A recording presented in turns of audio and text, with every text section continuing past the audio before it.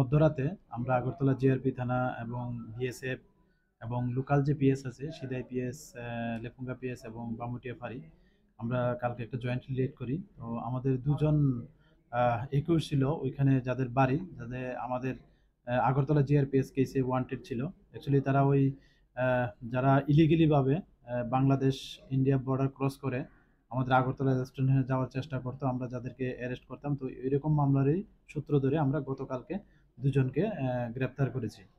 তো ওদের একজন হলো রাজধন সরকার, ওনার বাড়ি তালতলা ছেচুরিয়া, যা সিদাই থানার অন্তর্গত। এবং আরেকজন হলেন আকাশ রায়, উনি বামুটিয়া বুকজুরের, উনি লেফুঙ্গা থানার অন্তর্গত। তো আজকে আমরা ওনাদেরকে মহামান্য আদালতে প্রেরণ করছি এবং আমরা দেখছি আরও কিছু নাম বেরিয়ে এসছে, তারা কোর্টে স্বীকার করেছে। তো আমরা ওইগুলিও আমাদের যে সিস্টার এজেন্সি আছে আমরা ওইগুলি দিয়ে ভেরিফাই করছি এবং যারাই এটার সঙ্গে যুক্ত আছে আমরা অবশ্যই তাদের আইনের আওতায় আনবো। গত জানুয়ারি মাসে